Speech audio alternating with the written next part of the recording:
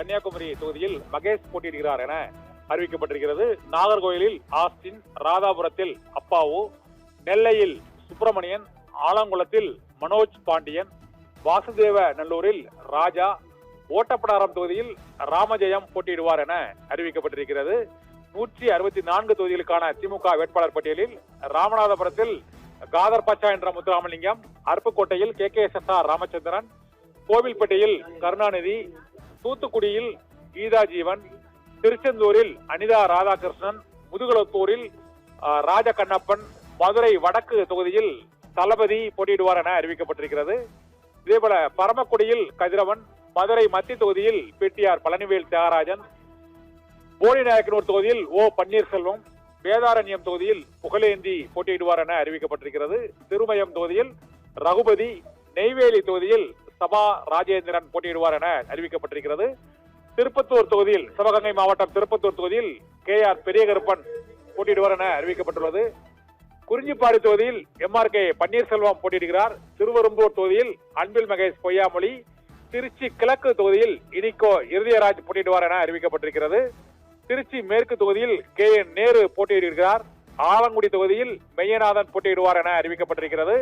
திருமங்கலம் தொகுதியில் திமுக வேட்பாளராக சேடப்பட்டி முத்தையாவின் மகன் சேடப்பட்டி மணிமாறன் போட்டியிடுகிறார்.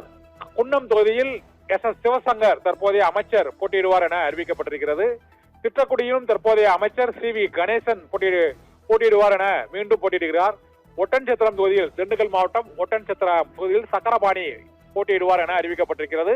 உரத்தநாடில் OPS அணியிலிருந்து வந்த முன்னாள் அமைச்சர் வைத்திலிங்கம், ஆத்தூரில் பெரியசாமி, மன்னார்குடியில் அமைச்சர் TRB ராஜா, திருவிடைமருதூரில் அமைச்சர் கோவி செலியன், பூம்புகாரில் நிவேதா முருகன் ஆகியோர் போட்டியிடுவார் என அறிவிக்கப்பட்டிருக்கிறது. கடலூர் மாவட்டம் புவனகிரியில் சரவணன், கோவை தெற்கு தொகுதியில் செந்தில் பாலாஜி போட்டியிடுவார் என அறிவிக்கப்பட்டுள்ளது. புவனகிரியில் சரவணன், அரியலூர் தொகுதியில் லதா பானு போட்டியிடுவார் என்றும், பெரம்பலூர் தொகுதியில் ஜெயலட்சுமி போட்டியிடுவார் எனவும் அறிவிக்கப்பட்டிருக்கிறது. ராசிபுரம் தனி தொகுதியில் அமைச்சர் மதிவேந்தன் மற்றும் திருவாரூரில் பூண்டி கலைவாணன், திருச்சுழி தொகுதியில், விருதுநகர் மாவட்டம் திருச்சுழி தொகுதியில் நிதியமைச்சர் தங்கம் தென்னரசு மீண்டும் போட்டியிடுவார் என அறிவிக்கப்பட்டுள்ளது. ஈரோடு மேற்கு தொகுதியில் அமைச்சர் முத்துசாமி போட்டியிடுகிறார். கரூர் தொகுதியில் தியாகராஜன் போட்டியிடுவார் என அறிவிக்கப்பட்டுள்ளது. சேலம் வடக்கு தொகுதியில் ராஜேந்திரன், திண்டுக்கல் தொகுதியில் IP செந்தில்குமார், எடப்பாடி தொகுதியில் காசி, திருக்கோவிலூர் தொகுதியில் அமைச்சர் பொன்முடியின் மகன் கௌதம சிகாமணி, உடுமலைப்பேட்டையில் ஜெயக்குமார் போட்டியிடுவார் என அறிவிக்கப்பட்டுள்ளது. இதே போல விழுப்புரம் மாவட்டம் செஞ்சியில் மஸ்தான் போட்டியிடுகிறார்.